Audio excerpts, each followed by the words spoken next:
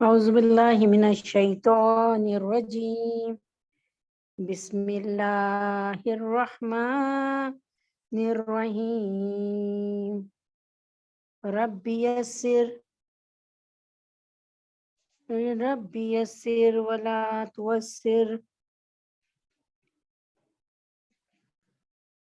وتمم لنا بالخیر وبک نستعین یا فتاح یا علیم یا ربنا زدنا علما وعملا رب اغفر وارحم وانت خیر الراحمین اللہم انت السلام ومنک السلام تبارکت یا ذا الجلال والاکرام۔ الحمدللہ رب العالمین، اللہ کا بہت شکر، اور آپ کی طرف سے بھی میری طرف سے بھی سب کہ الحمدللہ رب العالمین کہ اللہ تبارک تعالیٰ نے ہمیں الحمدللہ کہ اللہ تبارک تعالیٰ نے پھر سے ہمیں جوڑا، اور ہم پھر اللہ تبارک تعالیٰ کی مجلس میں، اللہ تعالیٰ کی محفل میں بیٹھے۔ الحمدللہ رب العالمین، پھر سے ہم نے اللہ رب العزت کے نام کو بلند کیا۔ الحمدللہ پھر سے ہم اللہ تبارک تعالیٰ سے جڑ گئے۔ الحمدللہ رب العالمین، اللہ کا بہت بہت شکر ہے کہ اللہ تبارک تعالیٰ نے ہمیں اپنی محفل میں جوڑ لیا۔ اللہ تعالیٰ کا لاکھ لاکھ شکر ہے کہ اللہ تعالیٰ نے ہمیں اپنی محفل میں جوڑ لیا۔ اللہ تعالیٰ کا کرم ہے کہ اللہ تبارک تعالیٰ نے ہمیں اپنی محفل میں جوڑ لیا۔ اللہ تبارک تعالیٰ نے ہمیں اپنی محفل میں بٹھا دیا۔ ہم اس قابل نہیں ہیں کہ بادشاہوں کی بادشاہ کی محفل میں بیٹھے۔ ارے بڑے کریم آقا ہیں اور بہت رحیم آقا ہیں۔ اللہ تبارک تعالیٰ بڑے رحیم ہیں۔ اب یہ ایک سلسلہ شروع کیا، کوشش کی کہ ختم نبوت کا ساتھ ساتھ جو ہے ایک سلسلہ جو شروع ہوا وہ یہ تھا کہ صحابہ کرام، آج جسے دیکھو وہ صحابہ کے خلاف بول دیتا ہے، کوئی کسی کو کوئی برا کہہ رہا ہے، کوئی کسی صحابی کو۔ آپ کو پتہ چل گیا ہوگا میرا اشارہ کس طرف ہے، تو سوچا کیوں نہ ہم عظمت صحابہ پر کام کریں۔ الحمدللہ رب العالمین، بس یہ سوچا اور مصمم ارادہ کر لیا کہ عظمت صحابہ پر ہی کام کرنا ہے۔ تو جب صحابہ کی طرف دیکھا، غور سے سنیے گا، اس سے نا آپ کے بہت سے مسئلے حل ہوں گے، جو بہت سی کمپلیکیشنز ہیں نا وہ سمجھ آ جائیں گے انشاءاللہ۔ اور وہ یہ ہے کہ وہ اس میں ایک بہت بڑی بات یہ ہے جو آپ کو سمجھا رہی ہوں کہ لوگ امیر معاویہ رضی اللہ تعالیٰ عنہ کے لیے باتیں بناتے ہیں کہ وہ یزید کے باپ تھے اور ایسا ایسا ایسا ایسا۔ تو میں بار بار بولتی ہوں کہ جو نئے آنے والے ہیں سن لیں، یا آپ لوگوں کے دل میں بھی حضرت امیر معاویہ رضی اللہ تعالیٰ عنہ کی محبت آ جائے، اور جو ان کا حق ہے ان سے محبت کرنے کا، ہم ویسے ہی حق ادا کریں۔ یہ نہیں ہو کہ ایسے ہی بھائی ایسے ہی نہیں۔ حضرت امیر معاویہ رضی اللہ تعالیٰ عنہ اپنے بیٹے یزید سے کہہ کے گئے تھے کہ نبی اکرم صلی اللہ علیہ وسلم کے جب نواسے آپ کے سامنے آ جائیں کسی بھی مسئلے میں، تو آپ نے کیا کرنا ہے؟ ان کا ادب و احترام کرنا ہے، اور ان کے ساتھ پیار سے بات کرنی ہے، اور اپنے حق کو ان کے حق پر چھوڑ دینا ہے۔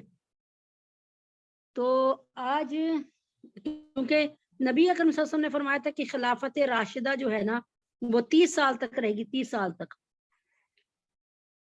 یعنی نبی پاک صلی اللہ علیہ وسلم کے بعد، نبی پاک صلی اللہ علیہ وسلم کے دنیا سے جانے کے بعد خلافت راشدہ صرف 30 سال تک رہے گی۔ اب یہ 30 سال جو خلافت راشدہ ہے، 30 سال تک رہے گی، کس نے بتایا تھا؟ یہ نبی اکرم صلی اللہ علیہ وآلہ وسلم کے بعد، یعنی نبی پاک صلی اللہ علیہ وسلم نے فرمایا تھا کہ میرے بعد خلافت راشدہ صرف 30 سال تک رہے گی۔ اب 30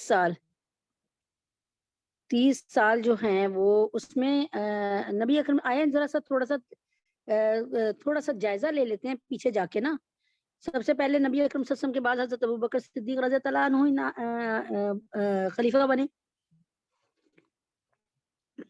آئیں دیکھیں حضرت محمد صلی اللہ علیہ وسلم نے کوئی بات فرمائی تھی, کہا تھا, کچھ ارشاد ہوا تھا کہ میرے بعد ابو بکر خلیفہ بنیں گے؟ کوئی ایسی بات ہوئی تھی؟ کوئی ایسی بات ہوئی تھی؟ نہیں. آپ نے اپنی زندگی میں, یعنی آپ نے اپنے وصال سے پہلے جو ہے حضرت ابو بکر صدیق نے آپ کی زندگی میں 17 نمازیں پڑھائی, جو کم پیش, جو مجھ تک اطلاع ملی, اللہ کمی پیشی معاف کرے. تو 17 نمازوں کی امامت حضرت محمد صلی اللہ علیہ وسلم کھڑے ہیں اور حضرت ابو بکر صدیق رضی اللہ عنہ کرا رہے ہیں. اس کا مطلب اشارہ دے دیا کہ میرے بعد خلافت کی کرسی پر بیٹھنے کا حقدار حضرت ابو بکر صدیق ہیں. اس وقت کون تھے کھڑے؟ اس وقت یقین کریں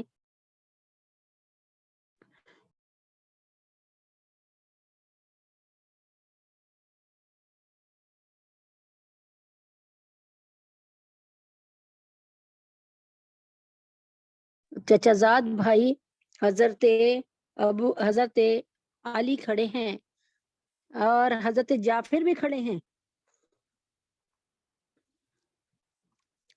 تو یہ سب کے سب ہیں, لیکن اللہ تعالیٰ کے نبی اکرم صلی اللہ علیہ وسلم کی نظر مبارک حضرت ابو بکر صدیق پہ جمی تھی. میرے بعد خلیفہ, یعنی میں نبی اکرم صلی اللہ علیہ وسلم ہوں, میرے بعد اگر خلافت کا حق ہے تو خلیفہ کون ہے؟ خلفائے راشدین میں سے سب سے پہلے حضرت ابو بکر صدیق, جو کہ نبی پاک صلی اللہ علیہ وسلم سے 3 سال چھوٹے تھے. اچھا, اب یہ بتا رہی ہوں خلافت کا حق کس کو دے رہے ہیں؟ حضرت ابو بکر صدیق کو. نبی پاک صلی اللہ علیہ وسلم کی اعمال سے ظاہر ہو گیا, افعال سے ظاہر ہو گیا, ان کی سوچ سے ظاہر ہو گیا کہ حقدار کون ہے. حالانکہ عمر فاروق کھڑے ہیں سامنے, حقدار کون ہے؟ ابو بکر. آج کا بیان یہ بات ثابت کرے گا کہ واقعی اس وقت حضرت ابو بکر صدیق کی اس پوسٹ کے لیے سب سے موزوں تھے. اس بیان پہ آنے سے پہلے دوسری بات تو کر لوں. حضرت عمر فاروق رضی اللہ عنہ کا انتقال, حضرت ابو بکر صدیق رضی اللہ عنہ کا انتقال ہونے لگا تو آپ نے اپنے بیٹے عبد الرحمن بن ابی بکر کو نہیں, آپ کی نظر کہاں گئی؟ کائنات کے بہترین انسان عمر فاروق پر. انہوں نے کہا, اعلان کیا کہ میرے بعد عمر, جبکہ عمر فاروق رضی اللہ عنہ سے کوئی رشتہ داری ایسی نہیں تھی کہ آپ کہیں جی چچا کا بیٹا تھا, تایا کا بیٹا نہیں. میرے بعد کون؟ ابو بکر. ابو بکر کے بعد یعنی عمر فرمایا. اور حضرت عمر فاروق رضی اللہ عنہ کے جب آپ کو فیروز ابو لولو نے مجوسی نے مارا خنجر, کہتے ہیں 7 وار کیے, کہیں کہتے ہیں 4 وار کیے, کوئی 3 وار, اللہ بہتر جانتا کتنے وار تھے. 3 دن آپ زندہ رہے, جو معلومات ہیں اللہ تعالیٰ کمی پیشی معاف کرے. اس وقت کائنات کے, یعنی اس وقت حضرت عمر سے پوچھا گیا کہ آپ بھائی کوئی بتائیں ہمیں, آپ کے بعد کس کو لیڈر بنائیں, کس کو قیادت دیں. حضرت عمر فاروق کہتے ہیں میری تو نظر کسی پہ نہیں جا رہی اس وقت. یعنی ظاہر ہے ان کو کتنی زخمی تھے, کیا تھے. فرمایا یہ 6 آدمیوں کے نام پیش کرتا ہوں, 6 آدمیوں کے نام پیش کرتا ہوں, ان میں سے ان 6 کے 6 سے کہنا مشورہ کر کے جس کو کہیں گے بنا دینا. ان 6 آدمیوں نے مشورہ کر کے عثمان غنی رضی اللہ عنہ کو بنایا, اور عثمان غنی کے بعد حضرت علی. اگر آپ دیکھتے ہیں نا کہ روم کی خلافت اور کیسر و کسرا کی, یعنی روم کے ہر بادشاہ کو کیسر کہتے تھے, کسرا کے ایران کے ہر بادشاہ کو کسرا. تو ان کے میں یہ ہوتا تھا ہمیشہ کہ بیٹا, باپ مرا تو باپ کے بعد بیٹا آ گیا, بیٹا مرا تو بیٹا آ گیا, اس کا بیٹا آ گیا, اس کا بیٹا مرا تو اس کے بعد پھر بیٹا آ گیا, یعنی بادشاہ کے بیٹوں کو یہ ملتی تھی. لیکن نبی پاک صلی اللہ علیہ وسلم نے اس رسم بد کا خاتمہ کیا کہ نہیں, جو اس کا اہل ہے خلافت سنبھالنے کا وہ لے, جو خلافت سنبھالنے کا اہل ہے وہ آئے. آگے کون بڑھے؟ جس میں ایبلٹی ہے. کاش کہ ہم بھی یہ بات سمجھ لیں کہ کسی ایسے جمع مرد کو جس میں واقعی قابلیت ہو, جس کے دل میں اللہ کے رسول کا ڈر ہے اور امت کی فکر ہو, اپنے قوم کی فکر ہو, اللہ ہمیں کوئی ایسا لیڈر اور قائد مل جائے. ہمیں اب کیا ہوا؟ یہ باتیں بتا دی. خلافت راشدہ تقریباً ختم ہونے والی ہے. 2 سال 10 ماہ وہ حضرت ابوبکر کی خلافت رہی رضی اللہ عنہ کی. 10 سال غالباً 6 ماہ 5 دن اس طرح کا کچھ لگ بھگ حضرت عمر فاروق کی خلافت رہی. اس طرح 13 سال تقریباً ایسے لگ گئے. باقی رہ گئے 13 کے بعد کیا رہ گئے؟ 13 کے بعد رہ گئے 17 سال. 17 سال میں 12 سال تقریباً حضرت مطلب لگ بھگ ویسے بتا رہی ہوں آپ کو. تو 10 سال جو ہے وہ کی انہوں نے حضرت عمر فاروق نے. اس کے بعد حضرت عثمان غنی کی حکومت آئی، خلافت آئی. اس کے بعد حضرت علی رضی اللہ عنہ کی آئی. پھر 6-7 مہینے سنا ہے کہ حضرت حسن ہوئے، حسین رضی اللہ عنہ کے بڑے بھائی. تو بہرحال ایسے مطلب ایک میں ایسٹیمیٹ بتا رہی ہوں، اندازاً رینڈملی بتا رہی ہوں، یعنی لمسم نہیں بتا رہی، مطلب ایسے بتا رہی ہوں. اب خلافت راشدہ کا نبی پاک صلی اللہ علیہ وسلم کے کہنے کے مطابق خاتمہ ہو گیا.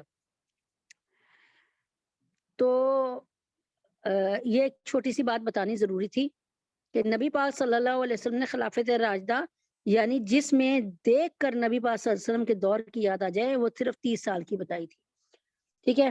اس کے بعد تو آپ کو میں نے کافی بتایا ہوا یزید کے متعلق بھی. اور آج جو موضوع ہے میرا، جو میں لے کر آئی ہوں موضوع، وہ بہت زبردست ہے. بس اللہ تبارک تعالیٰ قبول اور منظور فرما لے. ایک نئے طریقے سے سب سے پہلے میں نے آپ کو بتایا نا، سب سے پہلے بتاؤں گی کہ حضرت ابو بکر صدیق رضی اللہ تعالیٰ عنہ کے بارے میں. حضرت ابو بکر صدیق رضی اللہ تعالیٰ عنہ کا الحمدللہ وکفا وسلام علی عبادہ الذین اصطفیٰ اما بعد اعوذ باللہ من الشیطان الرجیم بسم اللہ الرحمن الرحیم. یا ایہا الذین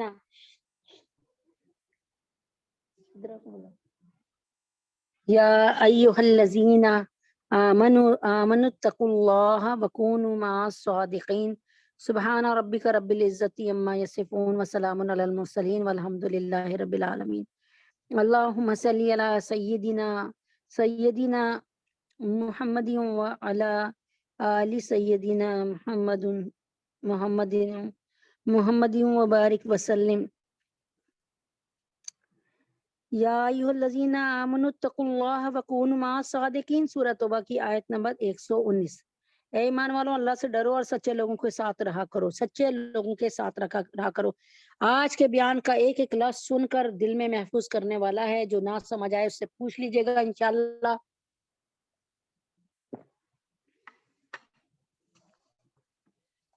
مفسرین نے لکھا کہ صادقین سے مراد جو ہیں، اللہ تعالیٰ ہمیں حکم دے رہے ہیں کہ ہم ایسے صاحب نسبت لوگوں کی صحبت اختیار کریں جن کا تعلق اللہ کے نبی سے ہو، یعنی جو اللہ کے نبی اکرم صلی اللہ علیہ وسلم کے اوصاف لے کر چلنے والے ہوں،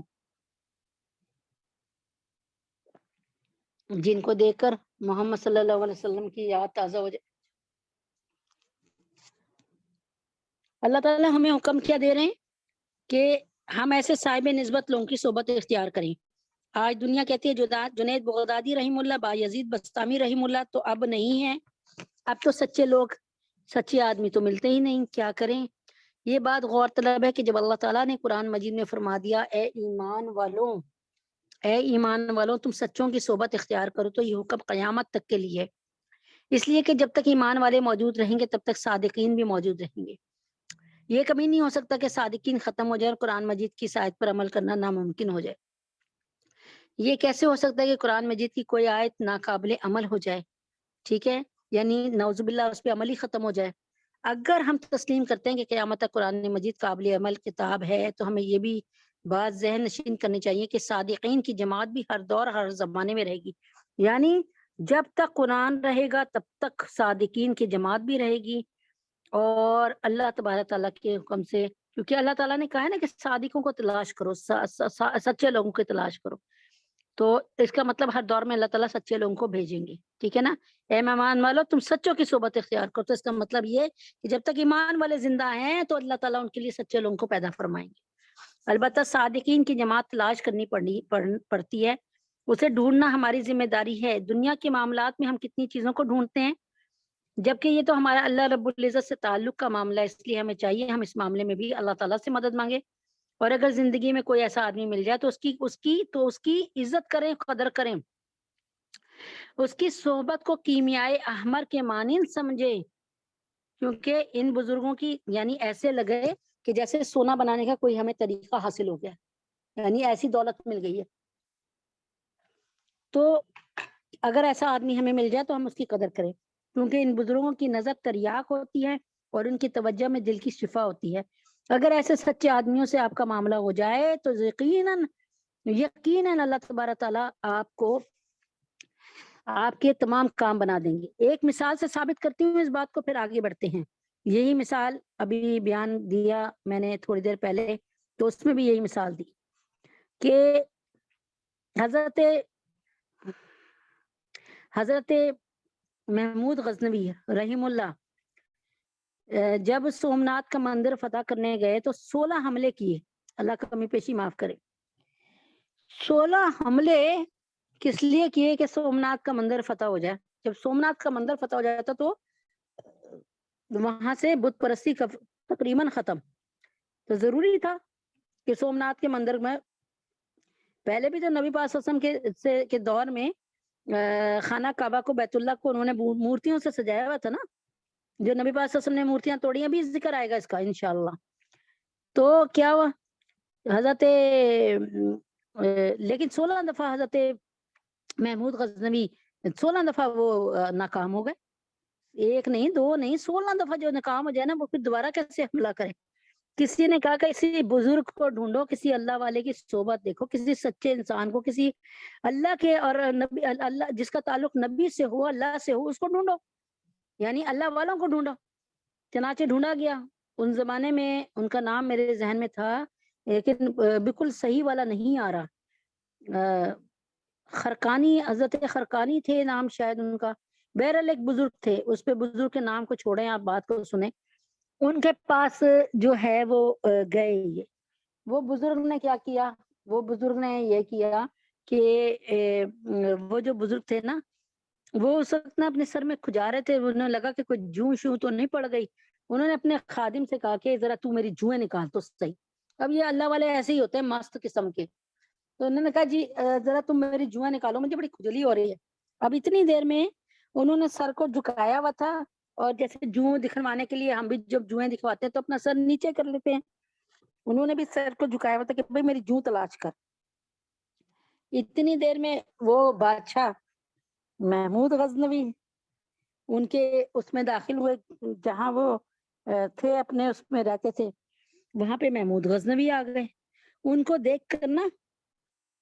دیکھ کر جو ہے ایک دم سے وہ جو ان کا خادم تھا نا، وہ کہتا ایک دم سے اس نے نا ہلکی سی، جیسے نا کہ انسان حیرت میں چیخ کرتے نا، ہلکی سی چیخ نکل جاتی ہے، ہلکی سی ہائے ایسے کر کے نا، تو وہ نا انہوں نے ایسے کیا، جب آواز نکالی اس طرح زور سے، تو کہنے لگے کہ کیا ہوا، کہنے لگے کہ آپ بادشاہ سلامت جو ہے نا خود آئے ہیں ادھر، ٹھیک ہے نا، بادشاہ محمود غزنوی آئے ہیں ہمارے بادشاہ۔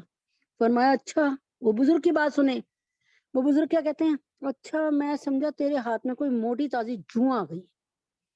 یعنی اب دیکھیں نا، اللہ والے جو ہوتے ہیں نا وہ دنیا والوں کو کچھ نہیں سمجھتے، تو فرمایا کہتے میں سمجھا تیرے ہاتھ میں کوئی موٹی تازی جوں آ گئی جو تم چیخا ہے۔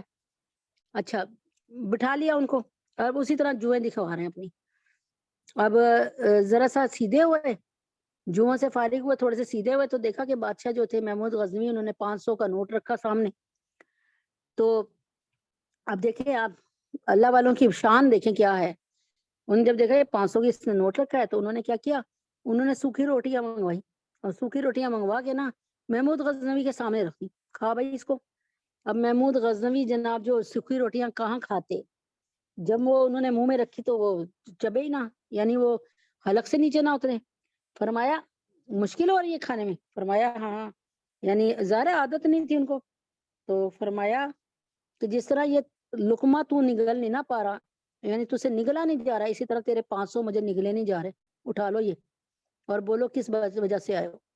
اب دیکھیں ہمارے زمانے میں ہمارے گھر میں کوئی بادشاہ آ جائے، کوئی مجسٹریٹ وغیرہ بھی آ جائے گا تو ہم الرٹ ہو جائیں گے. ہمارا تو وہ بس نہیں چلے گا کہ جلدی جلدی چادر بھی نہیں بچھا دیں اور یہ بھی کر دیں وہ بھی کر دیں اور اپنے آپ کو بھی ٹپ ٹاپ کے ساتھ بڑے اچھے.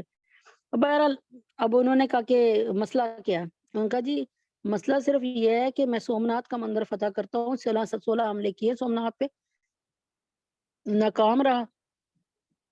اب آپ سے دعا کروانے آیا ہوں. کہتے ہیں اچھا. کہتے ہیں یہ پیسے اٹھاؤ. پیسے اٹھوا لیے. کہتے ہیں اچھا ایسا کرو کہ اب نا یہ میرا پتہ نہیں اپنا امامہ یہ دیا یا جبہ دیا، غالباً جبہ کہتے ہیں نا، ایک لمبا سا ایک لمبا سا جیسے آپ لوگ گاؤن پہنتے ہیں اس طرح کا، یا پھر امامہ دیا. کہنے لگے جب تمہارے حالات خراب ہونے نا، شکست ہونے لگے یا کچھ ایسا ہونے لگے، تو پھر 2 رکعت نماز پڑھ کے اللہ تعالیٰ سے امامہ میرا سامنے رکھ لینا اور کہنا اللہ تعالیٰ اگر تجھے جو ہے دعا مانگتے ہوئے امامہ میرے سامنے رکھ لینا اپنے، اور کہنا اللہ تعالیٰ اگر تجھے اس امامے والے سے پیار ہے، اس جبے والے سے پیار ہے، تو اے اللہ پاک اپنے مطلب نبی پاک صلی اللہ علیہ وسلم کے طفیل میں یعنی وہ کر دے، یہ مندر فتح ہو جائے. کہتے ہیں میں نے دعا کی، اللہ تعالیٰ نے حالات بدل دیے. فوراً حالات بدل گئے اور حملہ کیا تو کامیاب ہو گئے. اب وہ جو وہاں کے تھے نا بت پرست کافر سارے، وہ آ گئے. انہوں نے ایک بہت یعنی تھال بھرے ہوئے تھے، پتہ نہیں 2 یا 3 سونے چاندی کے. انہوں نے کہا یہ لے لو اور ہمارے مندر کو، ہمارے بتوں کو مت توڑو. محمود غزنوی نے فرمایا کہ میں اگر یہ لے لوں گا اور تمہارے بتوں کو چھوڑ دوں گا تو دنیا مجھے بت شکن نہیں، بت فروش کے نام سے یاد کرے گی. بت فروش، کہ بت شکن تو نہیں تھا، بت فروش تھا. محمود غزنوی کے متعلق یہ بھی میں نے پڑھا ہے، سنا ہے، مطلب یہ پڑھا ہے، یہ سنا ہے کہ آپ نے اتنے بتوں کو توڑا کہ آپ کے ہاتھ دکھنے لگے. تو دوسرے دن سوچا کہ اب یہ جو بت توڑوں گا نا تو یہ کسی ہتھوڑی شتوڑی سے، مطلب اس طرح کسی پتھر سے توڑوں گا یا کچھ ایسا کروں گا کہ ہاتھ دکھ جاتے ہیں. تو اللہ تبارک تعالیٰ کے حکم سے نبی پاک صلی اللہ علیہ وسلم خواب میں آئے اور فرمایا کہ ہاتھوں سے توڑو، بتوں کو ہاتھوں سے توڑو. تو الحمدللہ رب العالمین. تو یہاں پہ کیا بات نظر آئی کہ نبی پاک صلی اللہ علیہ وسلم کی نگاہ میں بھی ان کا وہ نگاہ خاص بھی ان پر تھی. چنانچہ کیا ہوا کہ دنیا آج بھی ان کو بت شکن کے نام سے جانتی ہے، بت فروش کے نام سے جانتی نہیں ہے. تو چنانچہ ایسے لوگوں کو ڈھونڈنا پڑے گا جن کا ڈائریکٹ تعلق اللہ سے ہو، جو صادق ہوں اللہ کے حکم سے. نسبت جو ہے ایک نور ہے. نسبت کیا ہوتی ہے؟ تعلق. نبی پاک صلی اللہ علیہ وسلم اماں عائشہ کے، اماں بی بی فاطمہ کے گھر میں آئے. کیا دیکھتے ہیں کہ اماں بی بی فاطمہ رضی اللہ تعالیٰ عنہا روٹیاں بنا رہی ہیں. تو فرمایا کہ جب دیکھا کہ روٹیاں بنا رہی ہیں اماں بی بی فاطمہ، تو کہنے لگی عائشہ فاطمہ میں بھی روٹی بناؤں؟ اور انہوں نے کہا آپ بھی بنا لیں. 4 روٹیاں اماں بی بی فاطمہ رضی اللہ عنہا نے بنائی اور 1 روٹی صرف حضرت محمد صلی اللہ علیہ وسلم نے بنائی، تندور میں لگا دی. اماں بی بی فاطمہ کی 4 روٹیاں پک کر تیار ہو گئی اور حضرت محمد صلی اللہ علیہ وسلم کی وہ جو 1 روٹی تھی نا وہ بار بار دیکھتی تھی، وہ ویسی کچی کے کچی پڑی رہی. ان کا ابا جانی یہ تو نہیں پک رہی. اللہ کے نبی نے فرمایا کہ جس چیز کو میرا ہاتھ لگ جائے تو اس کو آگ اثر نہیں کرتی، آگ اس پر حرام اثر ہی نہیں کرتی. چنانچہ وہ کچی رہی روٹی. بتانے کا کیا مقصد ہے؟ نبی اکرم صلی اللہ علیہ وسلم کی نسبت ہے ہماری اور آپ کی، ہماری کوئی معمولی نسبت نہیں ہے. خدا را اپنی نسبت کی قدر کرے، اپنی نسبت کی قدر کریں. جب آپ مٹھائی لینے جاتے ہیں تو وہ جو گتے کا ڈبہ ہے نا وہ بھی مٹھائی کے مول میں لے کے آتے ہیں. جب آپ آلو لینے جاتے ہیں تو آلو کے ساتھ جو مٹی ملتی ہے وہ بھی آلووں کی قیمت میں مٹی لے کے آتے ہیں. اللہ کے واسطے نسبت کا نور پہچانے. مثال دوں ایک اور، آپ 1 ٹائل لاتے ہیں 500 روپے کی اور 1 ٹائل لاتے ہیں 500 روپے کی. دونوں ٹائلیں ایک جیسی سیم ہے. 1 ٹائل مسجد کے سینٹر میں لکھوا دیتے ہیں اور 1 ٹائل جو ہے یعنی 1 ٹائل مسجد میں لگوا دیتے ہیں اور 1 ٹائل باتھ روم میں لگاتے ہیں. مسجد کی ٹائل پر جوتوں سمیت جانا نہیں اور बाथरूम की टाइल पर जूतों बगैर जाना नहीं। समझ आ गई निस्बत किसे कहते हैं? हाय हाय, निस्बत एक नूर है। वो नूर जब किसी के सीने में दाखिल होता है तो अल्लाह ताला उसको सरापा बरकत बना देते हैं। इसके देखने में बरकत, बोलने में बरकत, इसके अमल में बरकत, इसके फैसले में बरकत, और वह जहाँ बैठते हैं उस जगह पर बरकतें आ जाती हैं। बल्कि कुछ तो ऐसे होते हैं जो सरापा तबरुक बन जाते हैं। वो जिस शहर से गुजर जाए वहाँ उनकी बरकतें असरअंदाज होती हैं। इन बरकतों को हासिल करने की एक शर्त ये है कि वो ये कि किसी के इंसान इन साहिब निस्बत लोगों के साथ मोहब्बत पैदा करे। जितनी मोहब्बत पुख्ता होगी, जितनी मोहब्बत रासिख होगी, उतना ही फैज का अजर जल्दी जल्दी मिलेगा। जितना ताल्लुक मजबूत से ज्यादा मजबूत होता रहेगा, उतनी ही ये बरकी रोज जल्दी दौड़ेगी। और कभी कभी तो एक लम्हे की तौहीद भी, कभी कभी तो एक लम्हे की तवज्जो भी बंदे की जिंदगी का मकसद पूरा कर देती है। यानी एक लम्हे की तवज्जो, लेकिन इसके लिए अल्लाह ताला से मांगना पड़ता है। अल्लाह वाले अपनी मर्जी से तवज्जो नहीं डालते, बल्कि अल्लाह ताला उनके दिलों में बातें डालते हैं। हजरत ख्वाजा अब्दुल मालिक सिद्दीकी रहीमुल्लाह फरमाया करते हैं कि अगर मैं तवज्जो दूं तो एक ही लम्हे में पूरे मजमे को तड़पा कर रख दूं, मगर ऊपर से मुझे ऐसा करने की इजाजत नहीं है। यानी अल्लाह से, अल्लाह रब्बुल इज्जत ऐसे लोगों को बसीरत देते हैं और उनकी निगाहें मादे से पार देखती हैं, यानी वो दिलों में भी झांक लेते हैं। हजरत ख्वाजा अब्दुल मालिक सिद्दीकी रहीमुल्लाह एक मरतबा दारुल उलूम हक्कानिया अकोड़ा खटक में ठहरे हुए थे।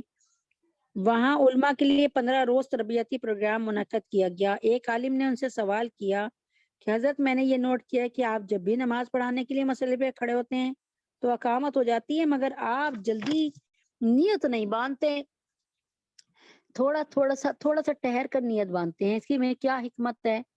हजरत ये बात सुनकर मुस्कुराया और फरमाया, क्या आप लोग तो उलमा हैं, आपकी तवज्जो इल्लाह की कैफियत हर वक्त बनी रहती है। यानी आपकी तवज्जो और आपका दिल तो हर वक्त अल्लाह से जुड़ा होता है, मगर मैं तो फकीर आदमी हूँ। नमाज पढ़ाने के लिए मसल्ले पे खड़ा होता हूँ तो जब तक मुझे सामने बैतुल्लाह नजर नहीं आता तो मैं उस वक्त तक नमाज की नियत नहीं बांधा करता।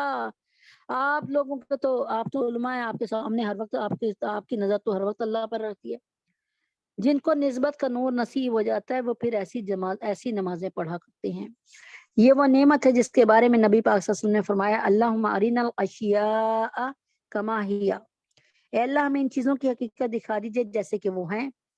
अल्लाह ताला इन हजरात को चीजों की हकीकत दिखा देते हैं और वो इनके सामने इंसान के दिल भी खुल जाते हैं, और उनके सामने इंसान के दिल भी खुल जाते हैं। वो इंसानों के दिलों को यूं पढ़ रहे होते हैं जैसे हम खुली हुई किताब को पढ़ते हैं। हजरत मुर्शद आलम पीर गुलाम हबीब रहीमुल्लाह एक मरतबा कराची में थे।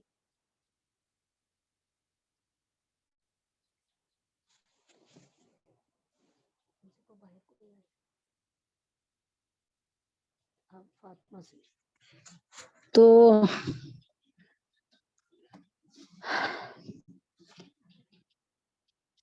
अच्छा जी, बिस्मिल्लाहिर्रहमानिर्रहीम। तो हजरत मुर्शद आलम पीर गुलाम हबीब रहीमुल्लाह एक मरतबा कराची में थे। एक साहब उनको वहां मिलने के लिए आए। किसी दूसरे आदमी ने कहा, हजरत ये शख्स दिल में दुनिया लेकर आपके पास आया है। हजरत ने जब उसकी ये बात सुनी तो उसे डांटते हुए फरमाया, मैं लानत भेजता हूँ ऐसे पीर पर जिसके पास कोई मुरीद आए और उसे पता भी ना चले कि ये किस मकसद के लिए आया है। यानी तुझे बताने की क्या जरूरत है, मुझे खुद अल्लाह पाक बता देंगे। और हजरत पीर जुल्फकार नक्शबंदी फरमाते हैं कि एक आलिम को लेकर हजरत मुर्शद आलम रहमुल्लाह की खिदमत में चकवाल हाजिर हुआ। मेरे दिल में ख्याल आया कि इतने बड़े आलिम मेरे हजरत की खिदमत में हाजिर हुए हैं, इसलिए बेहतर है मैं इनके बारे में हजरत को कुछ बता दूं कि ये भाई ये इतने बड़े आलिम हैं। चुनाचे हम जैसी हजरत से मिले तो मैंने अर्ज किया, हजरत ये एक बहुत बड़े आलिम हैं जो आपकी जियारत के लिए हाजिर हुए हैं। हजरत फरमाने लगे, चुप कर, मैं इसे पहले ही पढ़ चुका हूँ।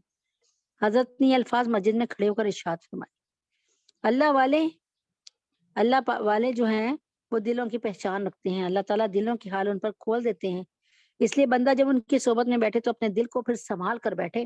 कहते हैं जब किसी हाकिम की सोबत में बैठो तो अपनी निगाहों को संभाल कर बैठो, क्योंकि हाकिम के अलावा इधर उधर देखोगे तो वो अपना डंडा चलाएगा और वो ये कहेगा, मैं तुम्हारे सामने हूँ, तुम इधर उधर देख रहे हो, और अपना इख्तियार इस्तेमाल करेगा।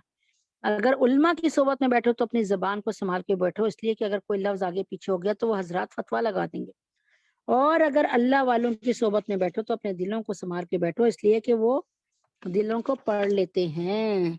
شیخ کی مجلس میں بیٹھنے والوں کے دل متوجہ ہوں تو ان پر شیخ کی توجہ بھی اثر کرتی ہے، اس لیے جب بھی آدمی اپنے شیخ کی محفل میں بیٹھے تو ہمتن متوجہ ہو کر بیٹھے، یعنی کچھ کسی کو آپ سمجھتے ہیں کہ یہ عالم ہے، کچھ بات بتا رہے ہے، تو بھائی ادب سے بیٹھے اور آرام سے سنیں اور پوری توجہ سے سنیں۔ ایک طرف سے محبت اور سپردگی ہو، دوسری طرف سے شفقت اور عنایت ہو تو اللہ تعالیٰ بندے کا کام بنا دیا کرتے ہیں۔ اس لیے شیخ کے ساتھ محبت کی نسبت کو اور زیادہ مضبوط کیجیے۔ حضرت ابوبکر صدیق رضی اللہ عنہ کو نبی اکرم صلی اللہ علیہ وسلم کے ساتھ نسبت اتحادی نصیب تھی۔ اس سلسلے کا نام، اچھا اب کیا،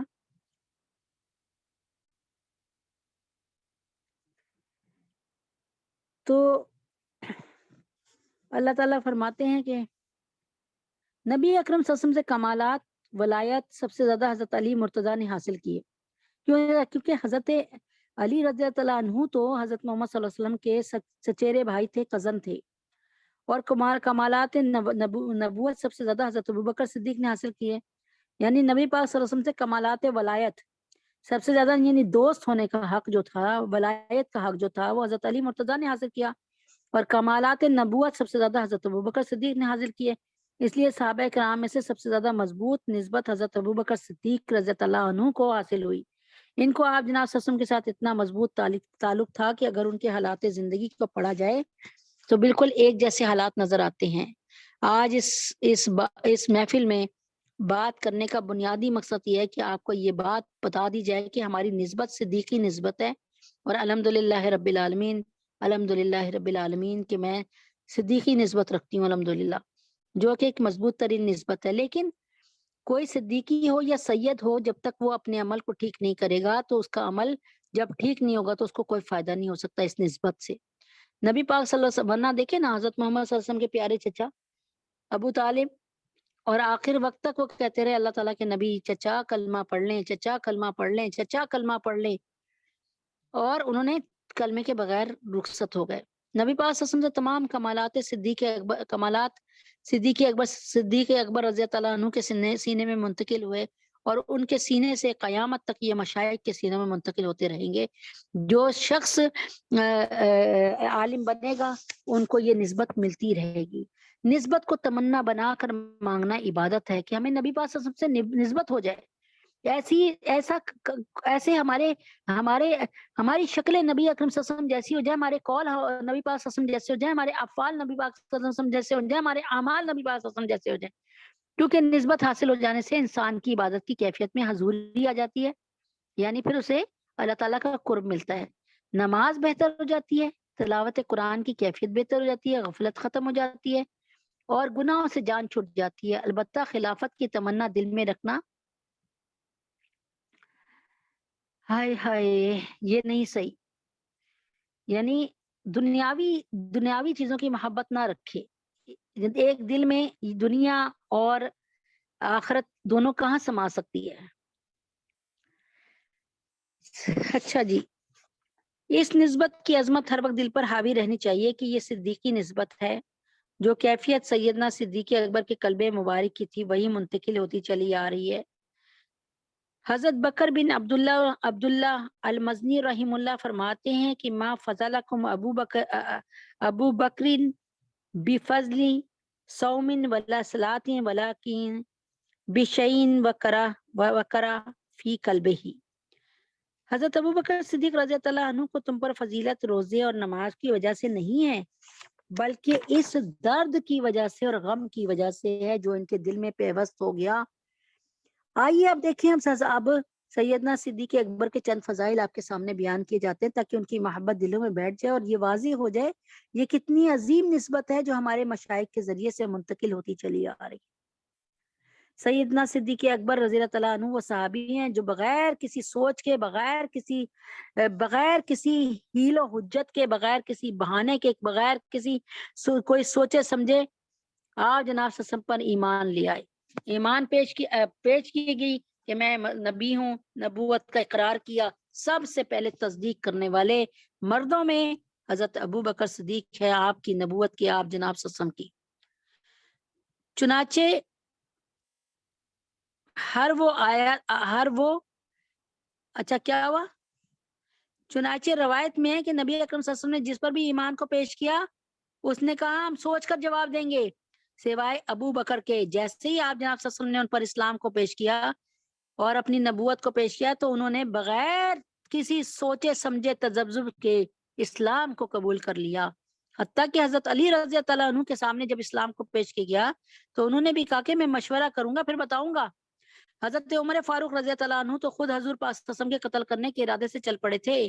یہ شان صرف سیدنا صدیق اکبر رضی اللہ عنہ کی ہے کہ انہوں نے بغیر کچھ سوچے سمجھے اسلام قبول کر لیا اور پھر ان کی وجہ سے کئی جلیل القدر صحابہ رضوان اللہ تعالیٰ اجمعین نے اسلام قبول کیا جن میں عثمان بن عفان، عثمان بن مظعون، عثمان بن طلحہ اور پھر حضرت زبیر، سعد بن ابی وقاص کے نام قابل ذکر ہے. آپ سوچئے کہ کتنی بابرکت نسبت تھی کہ اتنے بڑے بڑے صحابہ کرام ان کی وجہ سے اسلام قبول کرنے والے بن گئے. انہوں نے سوچا ابو بکر تو بہت سمجھدار انسان ہے، انہوں نے نبی پاک صلی اللہ علیہ وسلم کی نبوت کو مان لیا، اقرار کر لیا، ان کو مان لیا تو یقیناً یہی بات صحیح ہے. میری پیاری بہنوں جب تاریخ بن جاتی ہے پھر تو دشمن بھی مان لیا کرتے ہیں.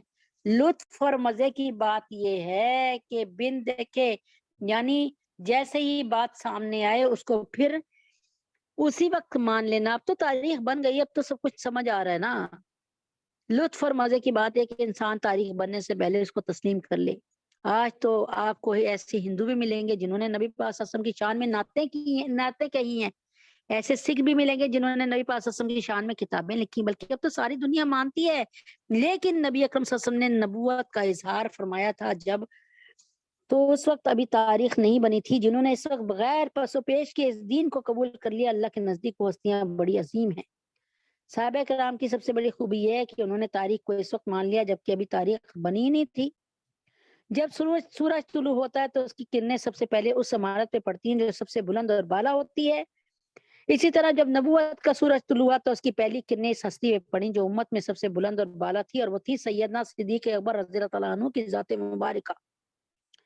ایک مرتبہ نبی پاک صلی اللہ علیہ وسلم کعبہ کے مقام ہجر میں نماز پڑھ رہے تھے کہ عقبہ بن ابی معیط نے آگے بڑھ کر آپ صلی اللہ علیہ وسلم کے گلے میں کپڑا ڈال کر زور سے دبایا. ایسا بدبخت تھا کہ نبی پاک صلی اللہ علیہ وسلم کے دروازے کے پڑوسی تھا نا کہ آگے گندگی پھینکے جاتا تھا اور روز کا عمل تھا یہ. بس ابو بکر صدیق رضی اللہ عنہ آگے بڑھے. عقبہ بن ابی معیط نے آگے بڑھ کر آپ صلی اللہ علیہ وسلم کے گلے میں کپڑا ڈال کر زور سے دبایا. پس ابو بکر صدیق آگے بڑھے اور اسے کندھوں سے پکڑ کر ہٹایا اور کہا کہ تم ایسے شخص کے قتل کرنے کے در پہ ہو یعنی پیچھے پڑے ہو جو یہ کہتا ہے کہ میرا رب اللہ ہے. حضرت ابو بکر صدیق رضی اللہ عنہ نے یہ بات کہی تو کفار نے نبی اکرم صلی اللہ علیہ وسلم کو چھوڑ کر ابو بکر صدیق کو پکڑ لیا اور اس قدر مارا کہ بعض لوگوں نے سمجھا حضرت ابو بکر صدیق رضی اللہ عنہ فوت ہو چکے ہیں. حضرت ابو بکر صدیق رضی اللہ عنہ کے رشتہ دار ان کو اٹھا کر گھر لائے تو پورا جسم زخمی تھا. جب کافی دیر کے بعد بے ہوشی سے افاقہ ہوا تو آنکھ کھولتے ہی آپ نے پوچھا میرے آقا کس حال میں ہے؟ والدہ نے کہا ہمیں علم نہیں. علامہ ابن حجر عسقلانی رحمہ اللہ نے الاصابہ میں ام الخیر کے ترجمے میں لکھا ہے کہ انہ سال ان رسول اللہ صلی اللہ علیہ وسلم بعد ان افاق من غشیته فقالت له امه لا ادری فقال سلی جمیل بنت الخطاب فذهبت الیها فسألتها. بے شک ابو بکر نے بے ہوشی سے افاقے کے بعد ہوش میں آنے کے بعد نبی پاک صلی اللہ علیہ وسلم کی خیریت پوچھی تو ان کی والدہ نے کہا معلوم نہیں کہ نبی پاک صلی اللہ علیہ وسلم کیسے ہیں کیونکہ ان کی والدہ اس وقت اسلام نہیں لائی تھی. تو آپ نے فرمایا ام جمیل بنت خطاب سے پوچھے. ام جمیل کون ہے؟ فاطمہ کون ہے؟ حضرت عمر فاروق رضی اللہ عنہ کی بہن جو چھپ کر مسلمان ہوئی تھی. وہ ان کی طرف گئیں. حضرت ابو بکر صدیق کی امی ادھر گئیں اور جا کے پوچھا یہ عشق و محبت کی کتنی اعلیٰ مثال ہے کہ اپنی تکلیف کو یکسر بھول کر جب تک نبی پاک صلی اللہ علیہ وسلم کی خیریت معلوم نہیں ہوئی اس وقت تک چین ہی نہیں آیا. جس دن حضرت ابو بکر صدیق کو یہ ایذا دی گئی تکلیف دی گئی. کہتے ہیں اس بری طرح مارا تھا کہ بال تک جھڑ گئے تھے آپ کے کئی جگہ سے, مطلب جیسے سر کے بال بھی جھڑ گئے تھے. اس کے بعد اسی دن حضرت حمزہ رضی اللہ عنہ ایمان لے آئے. ایک حضرت ابو بکر صدیق کی اس قربانی سے حضرت حمزہ رضی اللہ عنہ ایمان لے آئے اور یہ بھی سید الشہداء بنے. چنانچہ کتابوں میں علماء نے لکھا کہ نبی پاک صلی اللہ علیہ وسلم نے دعا مانگی. حضرت عمر بن خطاب بھی ایمان لے آئے, اور ادھر ابو بکر صدیق رضی اللہ عنہ نے قربانی دی تو حضرت حمزہ رضی اللہ عنہ بھی ایمان لے آئے. تو دیکھیں آپ کتنی عظیم قربانی تھی جس کی وجہ سے ایک جلیل القدر ہستی ایمان لے آئی. ایک مرتبہ نبی اکرم صلی اللہ علیہ وسلم تشریف فرما تھے. حضرت ابو ہریرہ رضی اللہ عنہ روایت فرماتے ہیں کہ آپ صلی اللہ علیہ وسلم نے صحابہ کرام کے مجمع سے سوال کیا, من اصبح منکم اليوم صائما, آج کے دن تم میں سے روزہ دار کون ہے؟ صحابہ کرام کے پورے مجمع میں حضرت ابو بکر صدیق رضی اللہ عنہ کھڑے ہوئے اور عرض کیا میں روزے سے ہوں. نبی پاک صلی اللہ علیہ وسلم نے پھر فرمایا فمن تبع منکم اليوم جنازہ, آج تم میں سے جنازے کے پیچھے کون چلا؟ پھر حضرت ابو بکر صدیق نے عرض کیا میں چلا. پھر نبی پاک صلی اللہ علیہ وسلم نے فرمایا کہ آپ صلی اللہ علیہ وسلم نے فرمایا فمن اطعم منکم اليوم مسکینا, آج تم میں سے محتاج کو کھانا کس نے کھلایا؟ اس پر بھی حضرت ابو بکر صدیق رضی اللہ عنہ نے فرمایا میں نے. حضور پاک صلی اللہ علیہ وسلم نے فرمایا فمن عاد منکم اليوم مریضا, کہ آج تم میں سے بیمار کی عیادت کس نے کی؟ اس پر بھی حضرت ابو بکر صدیق رضی اللہ عنہ کھڑے ہوئے. اس کے بعد حضور پاک صلی اللہ علیہ وسلم نے فرمایا مجتمعنا فی امری الا دخل الجنہ. صحیح مسلم کی حدیث نمبر 1028 ہے. جس شخص کے اندر بھی یہ 4 اوصاف جمع ہو جائیں تو وہ جنت میں داخل ہوگا. سیدنا صدیق اکبر کے فضائل میں 181 احادیث اور 88 احادیث یعنی 181 احادیث موجود ہیں اور 88 احادیث سیدنا صدیق اکبر اور سیدنا عمر فاروق رضی اللہ عنہ کے فضائل میں موجود ہیں. 17 احادیث ایسی ہیں جن میں خلفائے ثلاثہ سیدنا صدیق اکبر رضی اللہ عنہ, سیدنا عمر فاروق اور سیدنا عثمان غنی کے فضائل کا ذکر ہے, اور 14 حدیث ایسی ہیں جن میں خلفائے اربعہ کے فضائل موجود ہیں یعنی 4 کا ذکر ہے. اس سے اندازہ لگائیے کہ نبی پاک صلی اللہ علیہ وسلم کی زبان مبارک سے سیدنا صدیق اکبر کے فضائل کس قدر بیان ہوئے کہ 181 احادیث میں نبی پاک صلی اللہ علیہ وسلم آپ جناب حضرت ابو بکر صدیق رضی اللہ عنہ کا اور ان کے صحابہ کا ذکر کر رہے ہیں, جن میں سے 88 احادیث میں جو تھا سیدنا صدیق اکبر سیدنا عمر فاروق دونوں کے فضائل موجود ہیں. کتنی بڑی بات ہے. علماء کرام نے لکھا کہ آپ کا نام ابو بکر بتا رہا ہے کہ اللہ تعالیٰ نے آپ کو ہر میدان میں دوسروں سے آگے کر دیا. وہ کیسے؟ طلبہ جانتے ہیں کہ جس لفظ کا مادہ با کاف را بکر ہو, یعنی فا کلمہ عین کلمہ اور لام کلمہ, یہ تو تھوڑا سا نا علم صرف کی ضرورت ہے جو ان کو سمجھ آئے گا. بہرحال یعنی فا کلمہ عین کلمہ اور لام کلمہ با کاف را, تو اس مادے سے جو لفظ بنتا ہے جیسے فعالہ ہوتا ہے نا ایسی بکرا, تو جو لفظ بنتا ہے اس کا ترجمہ سب سے پہلی چیز بنتا ہے, یعنی جو آپ نے سب سے پہلے آم کھایا نا اس گرمیوں میں تو وہ پہلا بکر تھا. مثال کے طور پہ بکرا صبح کو کہتے ہیں, گویا دن کا پہلا حصہ. اسی طرح بکور اس پھل کو کہتے ہیں جو موسم کا پہلا پھل ہوتا ہے. باقرہ اس کماری لڑکی کو کہتے ہیں جس نے خاوند نہ دیکھو اور شادی ہو کر پہلی مرتبہ خاوند کے پاس آئے. معلوم ہوا با کاف را بکر جس لفظ کا مادہ ہو وہ اپنے میدان میں سب سے آگے ہوتا ہے. آپ رضی اللہ تعالیٰ عنہ کا نام بھی اللہ تعالیٰ نے ابو بکر رکھوایا, لہذا آپ بھی ہر میدان میں دوسروں سے آگے رہے. ذرا غور کیجئے, مردوں میں سب سے پہلے کس نے اسلام قبول کیا؟ حضرت ابو بکر صدیق نے, اس میں بھی وہ اول. قرآن مجید کا نام انہوں نے سب سے پہلے مصحف رکھا, اس میں بھی وہ سب سے اول. آپ خلیفہ راشد بنے, اس میں بھی سب سے اول. انہوں نے سب سے پہلے خلافت کا ولی عہد متعین کیا, اس میں بھی سب سے اول. ان کا لقب عتیق پڑا, اس میں بھی سب سے اول. ان کو لقب صدیق ملا, اس میں بھی سب سے اول. انہوں نے قرآن مجید کو جمع کیا, اس میں بھی سب سے افضل. ان کو اپنے باپ کی زندگی میں خلافت ملی, اس میں بھی سب سے اول. انہوں نے بیت المال جمع کیا, بیت المال قائم کیا, اس میں بھی سب سے افضل. ان کا لقب خلیفۃ الرسول بنا, اس میں بھی سب سے اول. اور حدیث پاک میں آیا کہ آپ جناب صلی اللہ علیہ وسلم نے فرمایا میری امت میں سے ابو بکر ہی سب سے پہلے جنت میں داخل ہوں گے. اس میں بھی سب سے افضل یہ اولیات صدیقی کہلاتی ہے، یہ ساری کے ساری چین. اب آپ کے سامنے حضرت ابو بکر صدیق کے سفر ہجرت کی چند جھلکیاں ذرا متوجہ ہو کے سنیں. اس کا بہت خوبصورت کہتے ہیں نا اینڈ بہت خوبصورت ہے. جب ہجرت کا حکم آیا تو نبی پاک صلی اللہ علیہ وسلم رات کے وقت صدیق اکبر کے گھر پہنچے. نبی پاک صلی اللہ علیہ وسلم نے ارشاد فرمایا مجھے تخلیہ کی ضرورت ہے، یعنی بالکل اکیلے بات کریں، کوئی اور نہ ہو. عرض کیا اللہ کے نبی میری 2 بیٹیاں ہیں اور ایک اور اہل خانہ ہیں، اس کے علاوہ گھر میں اور کوئی بھی نہیں ہے. نبی پاک صلی اللہ علیہ وسلم نے ارشاد فرمایا بہت اچھا. پھر آپ صلی اللہ علیہ وسلم نے ارشاد فرمایا سفر کی تیاری کرو. سامان میں سے کسی چیز کو باندھنے کی ضرورت پیش آ گئی. حضرت ابو بکر صدیق کی بڑی بیٹی اسماء رضی اللہ عنہا کے پاس ایک دوپٹہ تھا، انہوں نے کپڑے کے 2 ٹکڑے کیے اور سامان باندھ دیا. اللہ کے نبی نے ان کو ذات النطقین کا خطاب دیا. اس کے بعد حضرت ابو بکر صدیق رضی اللہ عنہ نے گھر کے سب لوگوں کے ذمہ کام لگائے. اپنے بیٹے عبداللہ رضی اللہ عنہ سے کہا کہ تم سارا دن قریش مکہ کی باتیں سنتے رہنا اور ہمیں رات کے وقت غار ثور میں آ کر جو ہے تمام حالات بتا دینا کہ قریش مکہ کا کیا منصوبہ ہے. بیوی سے کہا کہ گھر میں کھانا بنا دینا. اپنی بیٹی اسماء رضی اللہ عنہ سے کہا تم چھوٹی ہو، تم یہ کھانا ہمیں غار ثور میں پہنچا دینا، یعنی تم پر کوئی شک بھی نہیں کرے گا. اور اپنے غلام سے کہا تم بکریاں چرانے کے بہانے ہمیں دودھ پلا جایا کرنا. غالباً اس کا نام فہیرہ تھا. گویا پورے گھرانے کو نبی اکرم صلی اللہ علیہ وسلم کی خدمت کے لیے مشغول کیا اور خود بھی ساتھ چلے گئے. سیدنا صدیق اکبر کے پاس 40,000 درہم اور دینار تھے، جن میں سے 5,000 بچ گئے تھے.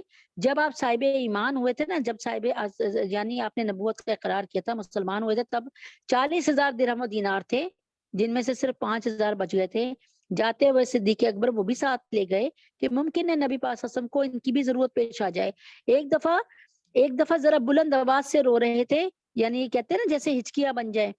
تو کسی نے پوچھا بھائی کیوں رو رہے ہیں آپ اس طرح؟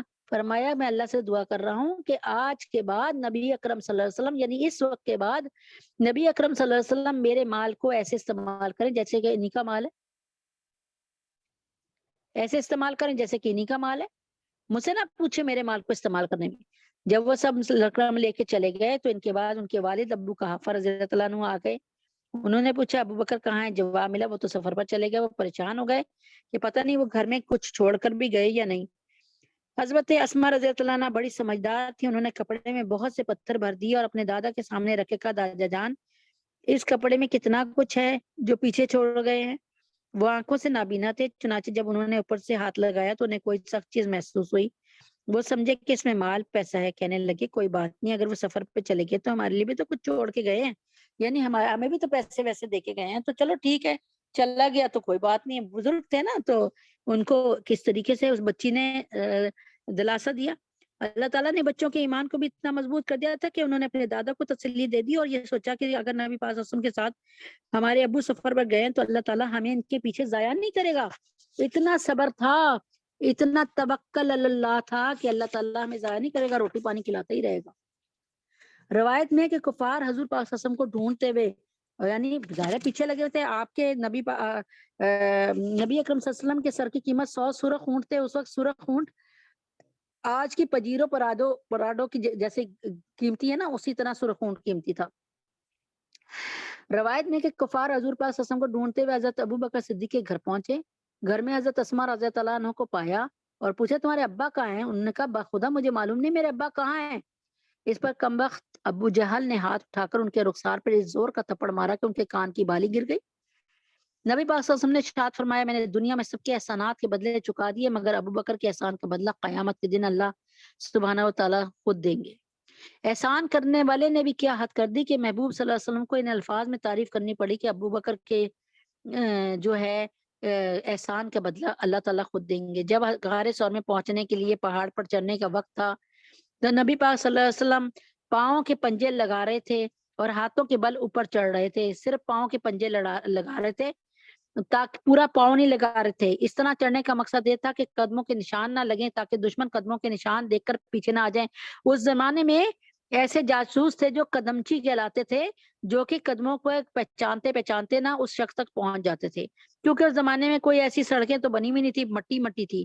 جب صدیق اکبر نے یہ دیکھا کہ محبوب صلی اللہ علیہ وسلم زمین پہ پاؤں نہیں لگا رہے، فقط پنجے لگا رہے ہیں، تو آپ نے عرض کیا، اللہ کے محبوب ابو بکر حاضر ہے، مہربانی فرمائیے آپ میرے کندھوں پر سوار ہو جائیے۔ چنانچہ نبی پاک صلی اللہ علیہ وسلم ان کے کندھوں پر سوار ہوئے اور وہ نبی اکرم صلی اللہ علیہ وسلم کو لے کر غار ثور تک پہنچ گئے۔ جب فتح مکہ ہوا تو اس وقت بیت اللہ شریف میں 360 بت رکھے ہوئے تھے۔ بیت اللہ شریف میں 360، کیونکہ ان کا ہر دن کا ایک نیا بت ہوتا تھا، ہر دن کا بت الگ ہوتا تھا، ٹھیک ہے۔ نبی پاک صلی اللہ علیہ وسلم نے حکم دیا ان بتوں کو توڑ دیا جائے۔ اب 360 بت توڑنا ہے، 360، 360 کچھ بت، کیونکہ اس زمانے میں آپ کو پتا نا ابھی بھی اسلامی سال کے مہینہ جو بنتا ہے نا وہ 360 ہی کا ہوتا ہے تقریباً، کبھی 29 کا، کبھی 30 کا، 31 کا تو کوئی ہوتا ہی نہیں مہینہ اسلامی لونر جو ہے وہ آپ دیکھ لیں خود ہی۔ کچھ بت اونچے لٹکے ہوئے تھے، ان کو توڑنے کے لیے اونچائی کی ضرورت تھی۔ اس وقت حضرت علی نے عرض کیا، ہے اللہ کے محبوب میں یہاں رکوع کی حالت میں کھڑا ہو جاتا ہوں، آپ میری پیٹھ کے اوپر چڑھ کر ان بتوں کو توڑ دیجئے۔ نبی پاک صلی اللہ علیہ وسلم نے فرمایا، انک لا تستطیع، انک لا تستطیع حمل ثقل النبوہ، ثقل النبوہ، علی تو نبوت کا بوجھ اپنی پیٹھ کے اوپر نہیں اٹھا سکتا۔ سبحان اللہ۔ جب علی المرتضیٰ نے کش کی، حالانکہ وہ کون تھے؟ وہ آپ کے چچیرے بھائی تھے، کزن تھے، تو فرمایا علی تو نبوت کا بوجھ اپنی پیٹھ کے اوپر نہیں اٹھا سکتا۔ سبحان اللہ۔ جب حضرت علی رضی اللہ تعالیٰ عنہ نے پیشکش کی تو محبوب نے فرمایا انکار کر دیا، محبوب نے صلی اللہ علیہ وسلم نے یہ فرما کر انکار کر دیا۔ لیکن جب صدیق اکبر نے کہا تو محبوب صلی اللہ علیہ وسلم ان کے کندھے پر سوار ہوا اور انہوں نے اس بوجھ کو اٹھا کر غار ثور تک پہنچا دیا۔ اللہ اکبر کبیرہ۔ نبی پاک صلی اللہ علیہ وسلم، نبی اکرم صلی اللہ علیہ وسلم اور صدیق اکبر جو ہی غار میں داخل ہوئے تو مکڑی نے آ کر غار کے منہ پر جالا بن دیا اور کبوتری نے انڈے دے دیے، تاکہ اگر دشمن قریب بھی آئے تو وہ سمجھ کر واپس ہو جائیں کہ یہاں تو کوئی بھی نہیں ہے۔ اور ہوا بھی یہی کہ جب دشمن غار کے دہانے پہ پہنچے تو وہ آپس میں ایک دوسرے کو کہنے لگے غار کے اندر تو کوئی بھی نہیں ہے، کیونکہ مکڑی نے تو جالا بنا ہوا ہے۔ کیونکہ اللہ تعالیٰ نے فرمایا کہ سب سے کمزور اور بودا گھر مکڑی کا ہوتا ہے، قرآن مجید نے اوہن البیوت، پڑھ لیں اس کو۔ یہ سب کچھ اللہ رب العزت کی طرف سے اپنے محبوب صلی اللہ علیہ وسلم کی حفاظت کے لیے ہوا تھا، کہ اللہ تعالیٰ نے غار کے دہانے پر اس کے منہ پر مکڑیوں کو کہہ کر جالا بنا دیا۔ ابو بصیری رحم اللہ کا اظہار عقیدت، فالصدق فی الغار والصدیق لم یرما وهم یقولون ما بالغار من اریمی ظن الحمام وظن العنکبوت علی خید البریت لم تنسج ولم تہم وقایت اللہ اغنت عن مضاعفت من الدروع وعن آل من الاطعم۔ یہ ابو بصیری رحم اللہ نے کچھ شعر پڑھے تھے جو آپ کو عقیدت کے ساتھ پیش کر دیے، دیوان ابو بصیری میں ہیں۔ کسی نے اشعار کا اردو ترجمہ بھی کیا خوب کیا ہے، سنیے۔ صدق اور صدیق اکبر، حضرت محمد صلی اللہ علیہ وسلم صادق تھے نا، صدق اور صدیق اکبر غار ہی میں تھے چھپے، صدق اور صدیق اکبر غار ہی میں تھے چھپے، غار میں کوئی نہیں کفار کہتے تھے باہم، آپس میں کہتے تھے غار میں تو ہے کوئی نہیں، دیکھ کر انڈے کبوتر کے ادھر مکڑی کا جال تھا گما کفار کو وہاں تو نہیں شائع امم۔ جب مکڑی کا جال دیکھا اور انڈے دیکھے اس پہ جال پر تو فرمایا یہاں تو کوئی نہیں آ سکتا، کوئی نکلے گا تو پھر جائے گا تو جال ٹوٹ جائے گا۔ صدق اور صدیق اکبر غار ہی میں تھے چھپے، غار میں کوئی نہیں کفار کہتے تھے باہم، دیکھ کر انڈے کبوتر کے ادھر مکڑی کا جال تھا گما کفار کو وہاں تو نہیں شائع امم۔ کی حفاظت آپ کی ایسی خدائے پاک نے ذرہ اور کلون سے مستغنی ہوئے شائع امم۔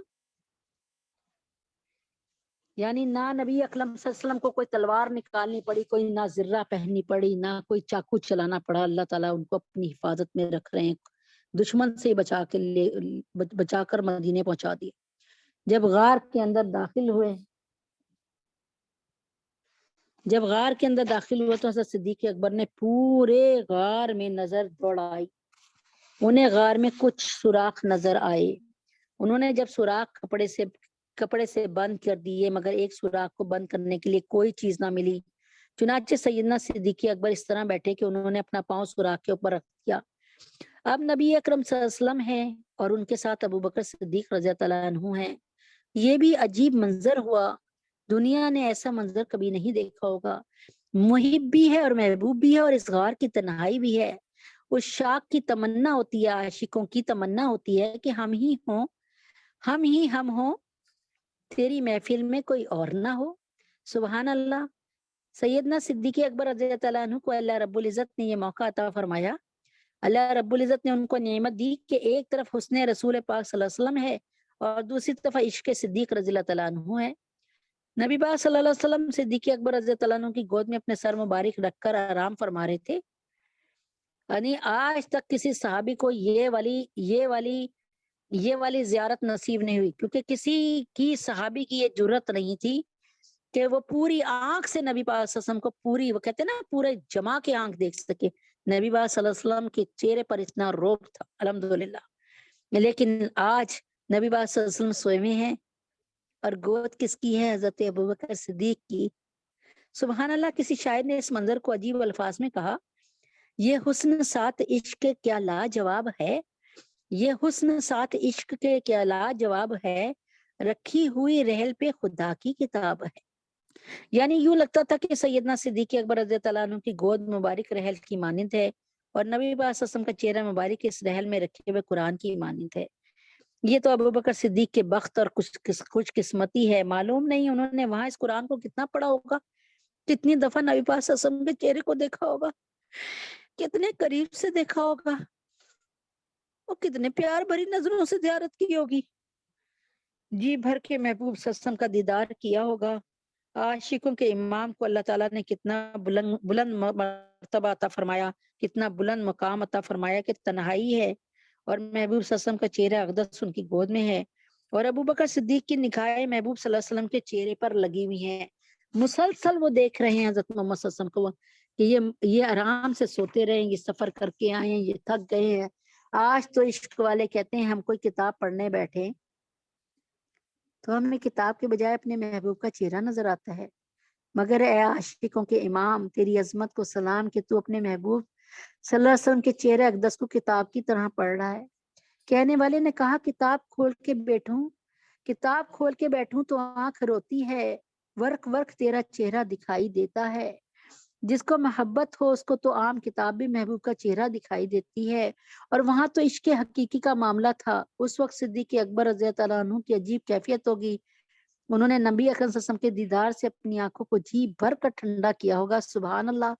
ایسے معصوم جسے اللہ تعالیٰ نے معصوم الخطا بنایا، جن کا گناہ کی طرف جاتا ہی نہیں تھا دھیان، اور وہ معصوم چہرے پر تمام کے تمام وقت نبی اکرم صلی اللہ علیہ وسلم کے چہرے مبارک پہ آنکھیں کس کی ٹکی ہیں؟ حضرت ابوبکر صدیق کی۔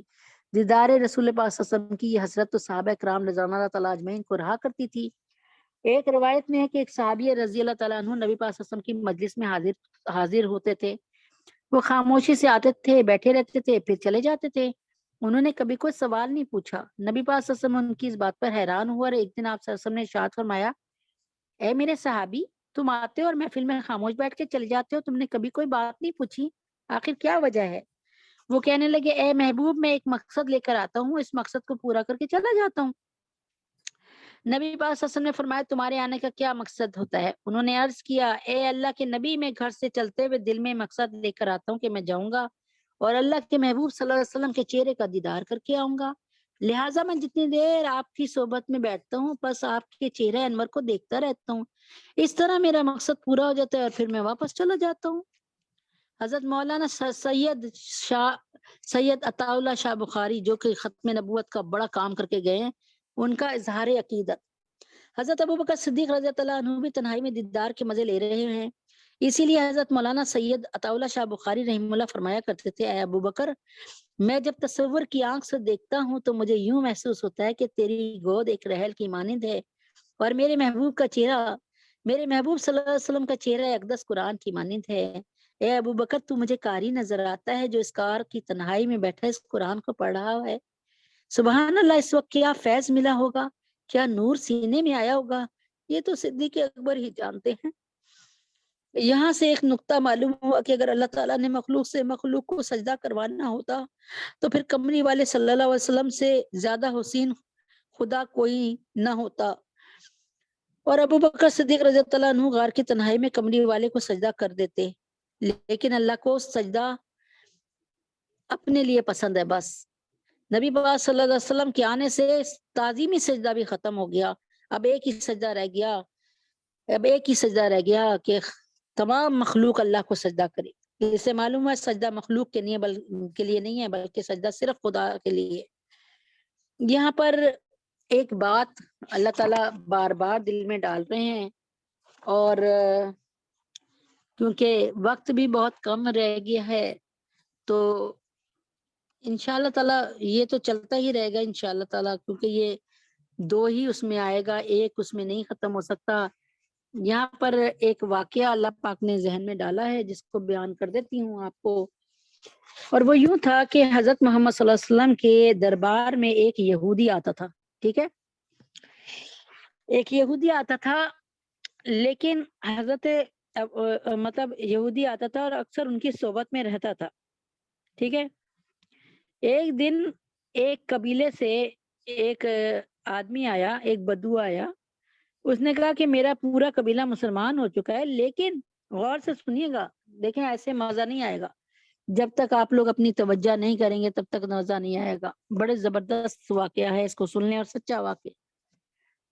فرمایا کہ کیا کہہ رہی تھی، ہاں وہ روز وہ آتے تھے، اکثر آتے تھے نبی پاک صلی اللہ علیہ وسلم کی محفل میں بیٹھ کے چلے جاتے تھے، یہودی تھے۔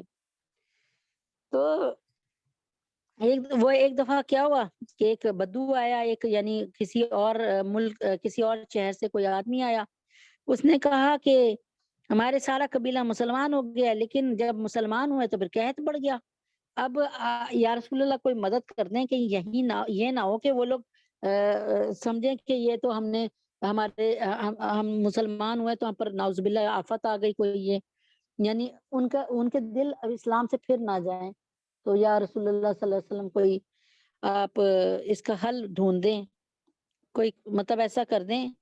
آپ نے فرمایا اچھا ٹھیک ہے، فرمایا کہ صحیح ہے۔ اتنی دیر میں وہ جو یہودی تھے نا، وہ بیٹھے تھے، وہ کہتے ہیں کہ میں آپ کو 80 مسکال سونا دیتا ہوں۔ 80 مسکال کوئی پیمانہ ہوگا، کوئی تولہ یا کلو یا کچھ ہوگا، ویسے مجھے نہیں اس پیمانے کا پتا کہ وہ 80 مسکال کتنے بنے ہوں گے اس وقت کے حساب سے، کلو گرام میں اور اس میں تولے میں، اور یہ اچھا بہرحال اس نے گرامز کا ہمیں نہیں پتا، تو ان کا میں 80 مسکال سونا دیتا ہوں، اس کے بدلے آپ مجھے نا فلاں فلاں باغ کی کھجور دے دیجیے گا جب وہ تیار ہو جائے، فلاں باغ کی، نہ فلاں کے باغ کی۔ حضرت محمد صلی اللہ علیہ وسلم نے فرمایا کہ میں ایسا نہیں کر سکتا کہ میں ایک آپ کو وہ کر لوں، ایک ہی نشاندہی کر دوں کہ بھائی یہ والی کھجور دیجیے، نہیں، ہاں یہ ہے کہ میں آپ کو اس کے سونے کے بدلے نا میں آپ کو اتنی جو کھجوریں ہیں وہ دے دوں گا، لیکن وہ کسی کی بھی باقی ہو جائیں، یعنی کوئی بھی مطلب کہیں سے بھی لے لوں، کھجور دے دوں گا آپ کو یہ والی۔ اس پر ڈن ہو گیا۔ ابھی اس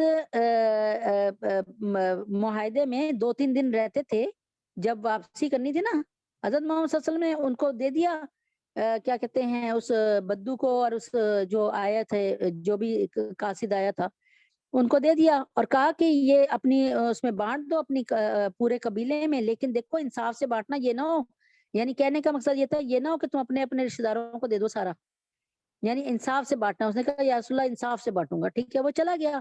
اب وہ دن آ گیا جس دن آپ جناب صلی اللہ علیہ وسلم نے وہ وعدے کے مطابق کھجوریں پک کے تیار ہو گئیں، اور وہ دن آ گیا کہ بھئی یہ والی تاریخ پہ، لیکن ابھی 2-3 دن اس دن میں رہتے تھے، آنے میں، وعدے کی فرما برداری میں، وعدے کو پورا کرنے میں 3 دن 4 دن 2-3 دن رہتے تھے۔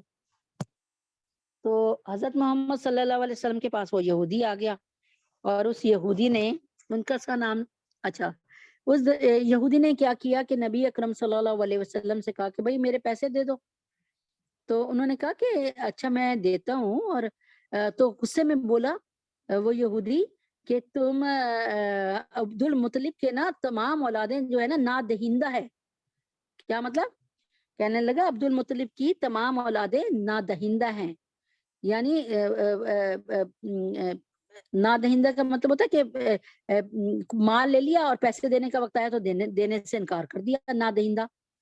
تو یہ بات سن کے حضرت عمر فاروق رضی اللہ عنہ کو اتنا غصہ چڑھا اور ایک دو اور بدتمیزیاں کی جو ذہن سے اس وقت نکل گئیں.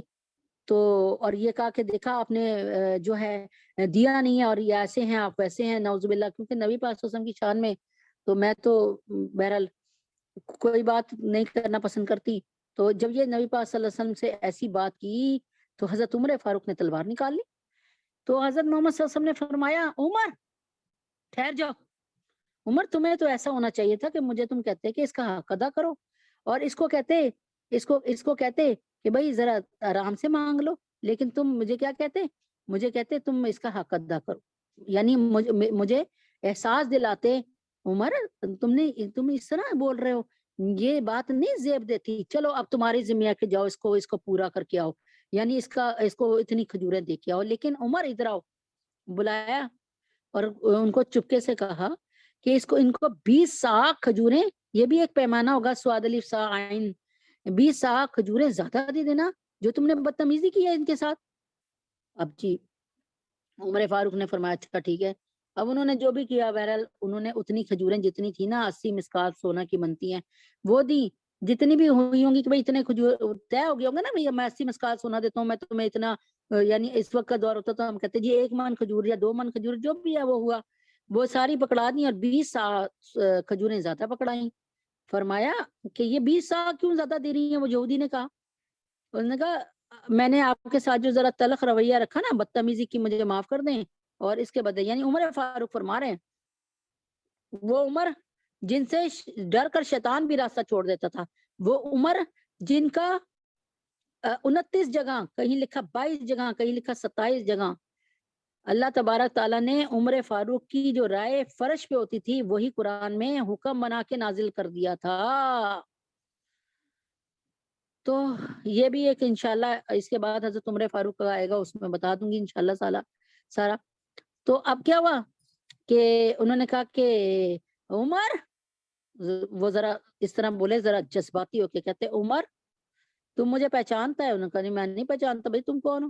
انہوں نے کہا میں زید بن ثنا ہوں. کہنے کہ زید بن ثنا، یہ بہت بڑے عالم تھے ان کے، اور بہت امیر کبیر آدمی تھا اور بہت بڑا یہودیوں کا عالم تھا. کہتے ہیں عمر میں زید بن ثنا ہوں، اور میں نے نا اپنی اس میں کتاب میں حضرت محمد صلی اللہ علیہ وسلم کی جو ہے علامات پڑھ لی تھی، ساری علامات حضرت محمد صلی اللہ علیہ وسلم میں نظر آ رہی تھی، 2 علامات نظر نہیں آ رہی تھی، اس کو دیکھنے کے لیے یہ سارا کام کیا میں نے. ان کا کیا مطلب؟ فرمایا کہ میں نے پڑھا تھا نبی پاک صلی اللہ علیہ وسلم کی شان یہ ہوگی محمد کی کہ جب کہ ان کا جو حلم ہوگا نا، ان کا جو صبر یعنی ان کا جو نرمی ہوگی نا، وہ ان کی سختی پر غالب آ جائے گی، اور جب کوئی غصہ چڑھایا جائے گا تو وہ مزید نرم ہو جائیں گے، پہلے سے بھی زیادہ نرمی آ جائے گی.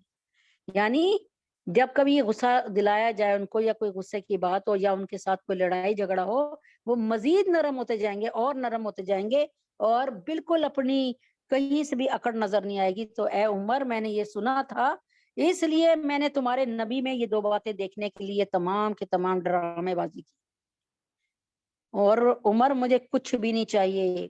اور اس کے بعد نبی کیا عمر کلمہ پڑھا، عمر کلمہ پڑھا، مجھے کلمہ پڑھا، اور اس کے بعد نبی پاک صلی اللہ علیہ وسلم کی محفل میں آئے، اور پھر تمام کے تمام جائیداد میں سے آدھی جائیداد، کیونکہ بہت امیر تھے بھائی یہ، انہوں نے آدھی جائیداد آدھی دولت نبی اکرم صلی اللہ علیہ وسلم کے قدموں میں نچھاور کی، ان سے معافی مانگی، اور فرمایا کہ میں آپ میں یہ 2 خوبیوں کی تلاش میں تھا کہ ہماری تورات میں یہ 2 صفات آپ کی لکھی تھی کہ آپ کا علم آپ کے غصے پہ غالب ہوگا، اور دوسری بات کیا؟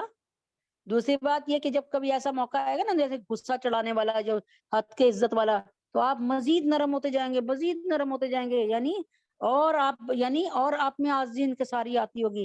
آج خدا کی قسم میں نے اپنی آنکھوں سے دیکھ لیا کہ یہ بات آپ میں صحیح ہے. آج میں نے خود اپنی آنکھوں سے دیکھ لیا کہ واقعی یہ بات آپ میں ہے. چنانچہ میں کلمہ پڑھ کے مسلمان ہو گیا ہوں اور میں اب آپ کے ساتھ رہوں گا۔ تو بات سمجھ آئی گئی ہوگی اللہ کے حکم سے ہم سب کو کہ یہ بات بتا رہی تھی۔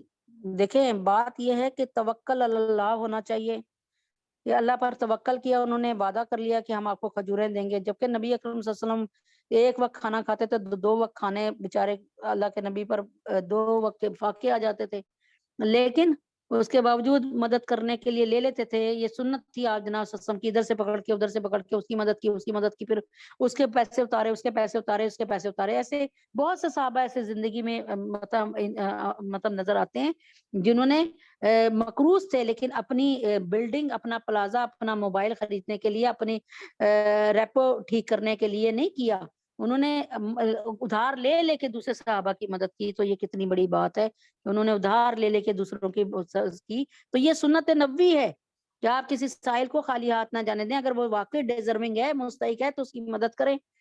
تو آخری ذہن میں وہ یہ بات ہوئی کہ ایسے ہی ہے کہ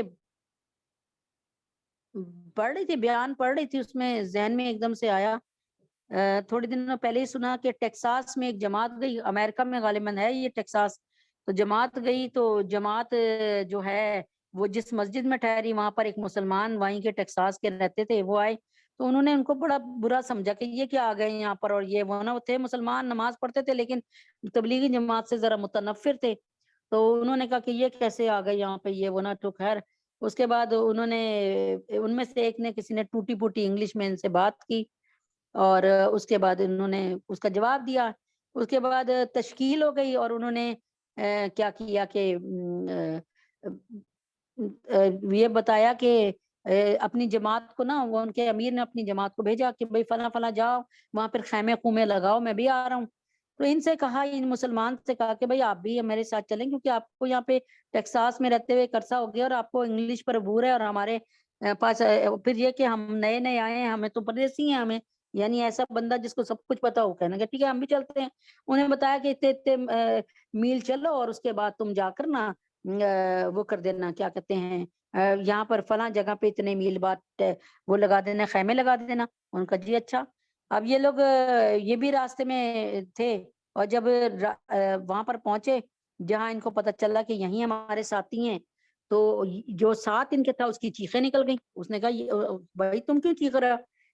سردار نے، انہوں نے امیر نے پوچھا، انہوں نے کہا یہ تم نے کیا کیا؟ یہ تو ان کا چرچ ہے، جس کا جو احاطہ ہے، جس کا جو کورٹ یارڈ ہے، یعنی جس کا صحن ہے، اس میں تم نے جا کر اپنے خیمے لگا چھوڑے ہیں، تو یہ تو تمہیں، یہ وہ جگہ ہے کہ یہ تو تمہیں وارننگ دیں گے، اس کے بعد اڑا دیں گے فوراً، سیدھی گولیاں ماریں گے۔ انہوں نے کہا اچھا دیکھی جائے گی، چلو ہماری جماعت تو بیٹھی ہوئی ہے، چلو۔ اب وہ بیٹھ گئے، یہ بھی چلے گئے۔ تو ابھی بیٹھے ہوئے تھوڑی دیر ہوئی ہے کہ اسپیکر پہ اعلان ہونا شروع ہو گیا کہ آپ لوگ یہاں پہ خالی کر دیں ورنہ ہم گولیاں چلا دیں گے۔ اب یہ بھی خاموشی سے آرام سے بیٹھے ہیں، بالکل پرسکون، اور امیر صاحب بھی اور وہ ساری پوری تبلیغی جماعت بھی، امیر وہ بھی سکون سے بیٹھی ہے اور ذکر خود اللہ تعالیٰ کا ذکر کر رہے ہیں۔ کہنے لگے میں بھی لا محالہ سوچنے لگا پتہ نہیں کس قسم کے انسان ہے، اب کیا کروں۔ کہتے ہیں ایک دم سے ابھی میں سوچ ہی رہا تھا گولیاں چلی، اب تو نکلنا ہی بڑا خطرناک تھا۔ کہتے ہیں میں بھی اسی ٹینٹ میں بیٹھا رہا، گولیاں، کہتے ہیں 20 منٹ لگاتار فل فائر ہوتے رہے۔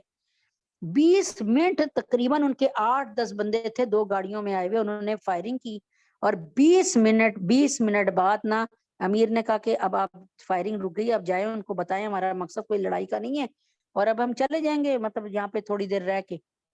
تو کہتے ہیں یہ پھر گئے، انہوں نے پھر اشارہ سے ہاتھ اٹھا کے گئے اور پھر بتایا کہ ہماری بات سن لو، اور پھر بتایا کہ دے آر مسلم، اور یہ یہاں پہ جو ہے تھوڑی دیر کے لیے ہیں، اور یہ وہ نا، وہ کہتے ہیں یہ بات اپنی بیان کر رہے ہیں، اور وہ سارے کے سارے کہتے ہیں اتنے بڑی بڑے قد ان کے، اور مسٹنڈے یعنی اتنے بڑے بڑے ان کے، اور ان کے پاس رائفلیں، اور ان کے لمبے لمبے قد، ان کے موٹے، ان کے سڈول جسم، کہتے ہیں وہ سارے کے سارے حیران ہو کے دیکھ رہے ہیں جماعت کو کہ یہ کہاں سے نکل رہی ہے، ہم نے تو اتنی دیر 20 منٹ لگاتار فائرنگ کی ہے، ہم تو سمجھ رہے تھے ایک بھی نہیں بچے گا، یہ پوری ٹیم کہاں سے نکل رہی ہے۔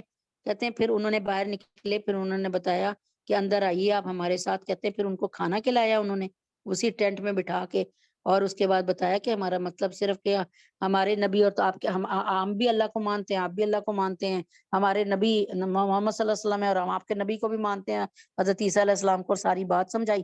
اور بہرحال بڑے اچھے خوشگوار موڈ میں انہوں نے وہاں سے مطلب انہوں نے وہ تمام کے تمام جو نفری تھی وہ چلی گئی، یعنی وہ پولیس چلی گئی، الحمدللہ انہوں نے اپنا کام کیا اور واپس خیر و سلامتی کے ساتھ آ گئے۔ تو یاد رکھیں کہ جس کا توکل اللہ پہ ہوتا ہے اور جو بالکل سچائی کے ساتھ اور حق پرستی کے ساتھ رہتا ہے، اس کی مدد اوپر سے ضرور آتی ہے۔ اللہم صلی علی محمد و علی آل محمد کما صلیت علی ابراہیم و علی آل ابراہیم انک حمید مجید۔ اللہم بارک علی محمد و علی آل محمد کما بارکت علی ابراہیم و علی آل ابراہیم انک حمید مجید۔ ربنا آتنا فی الدنیا حسنۃ وفی الآخرۃ حسنۃ وقنا عذاب النار۔ ربنا ظلمنا انفسنا وان لم تغفر لنا وترحمنا لنكونن من الخاسرین۔ ربنا ولا تحملنا ما لا طاقة لنا به واعف عنا واغفر لنا وارحمنا انت مولانا فانصرنا على القوم الكافرین۔ اللهم إني ضعيف فقو في رضاك ضعفي وخذل الخير بناصيتي وجل الإسلام منتهى رضائي۔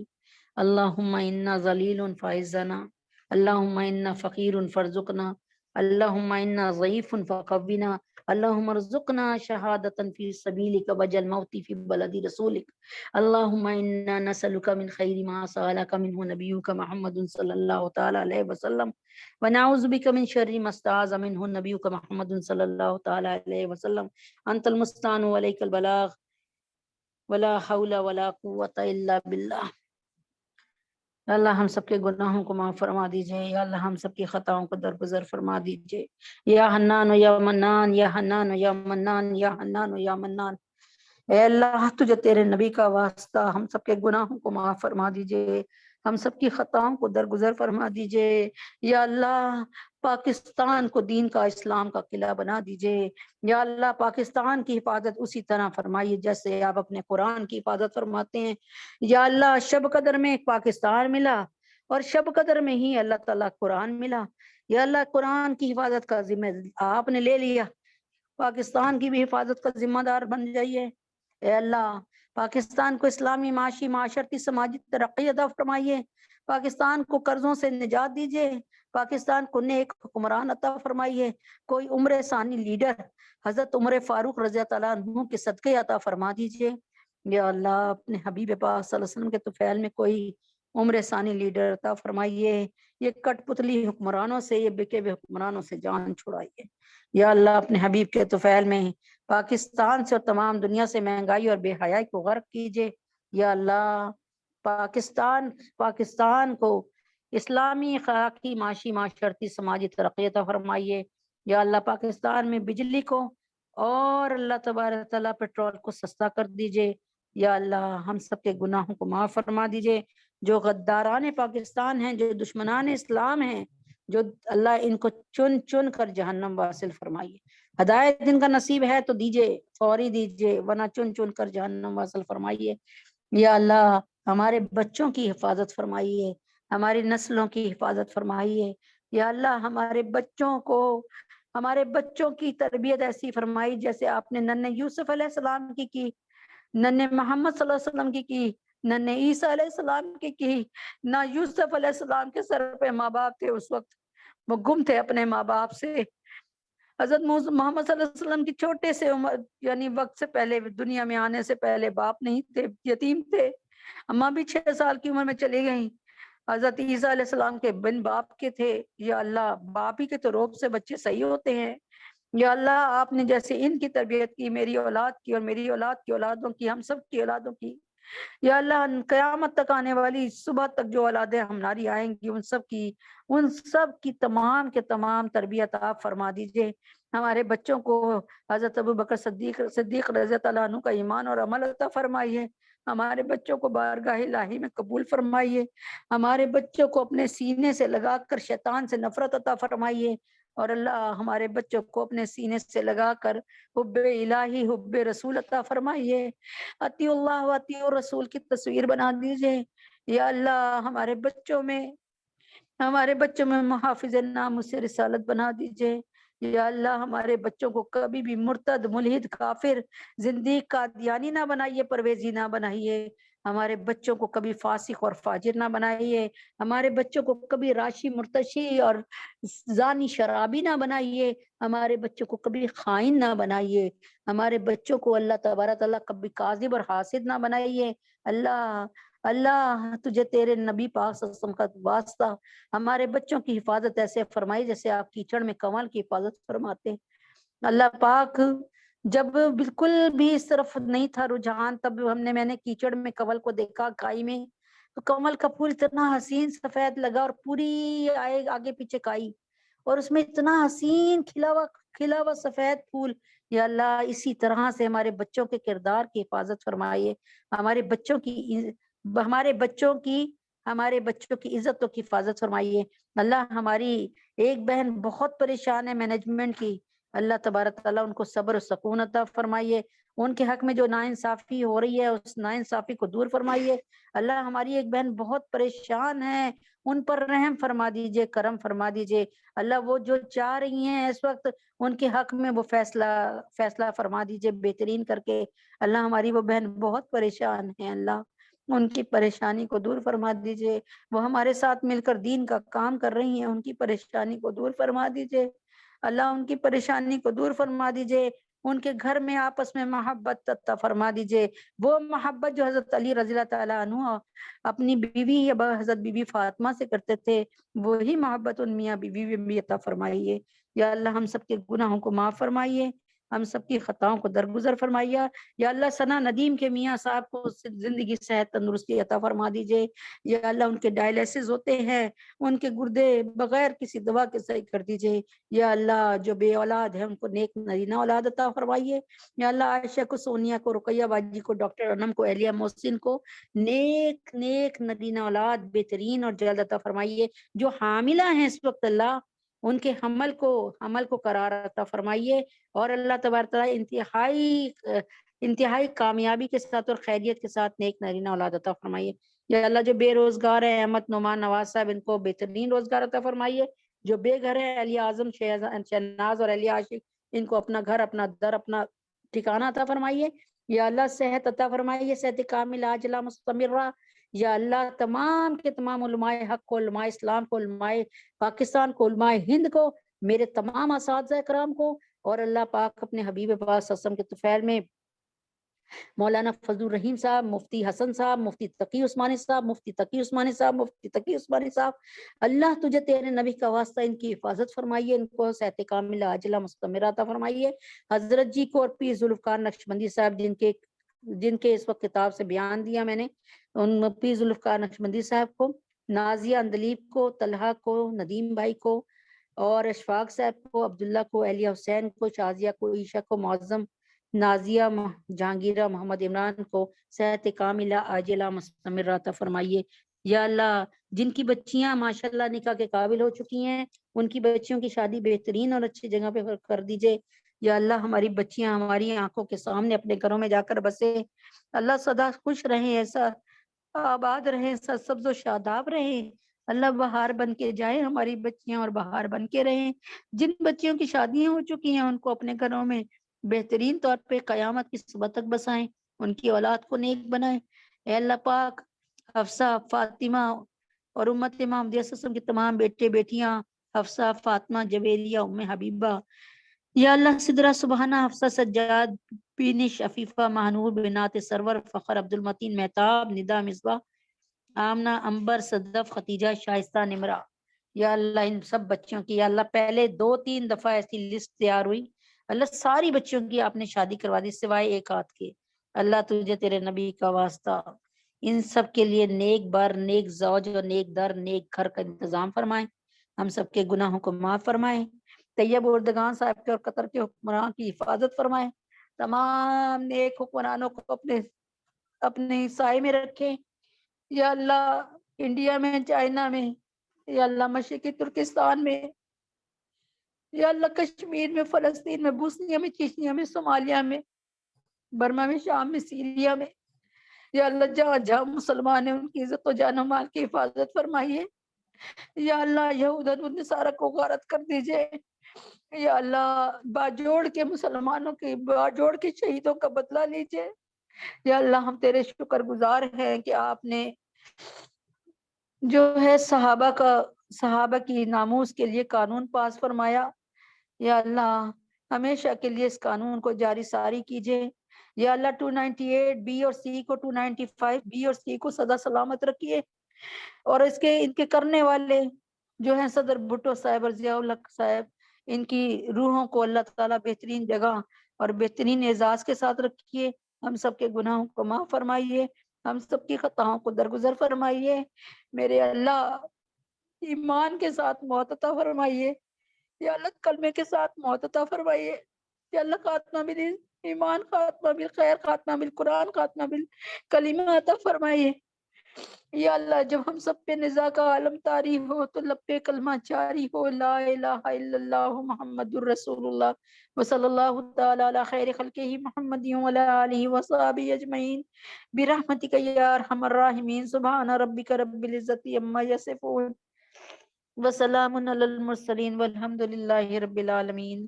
السلام علیکم ورحمۃ اللہ وبرکاتہ۔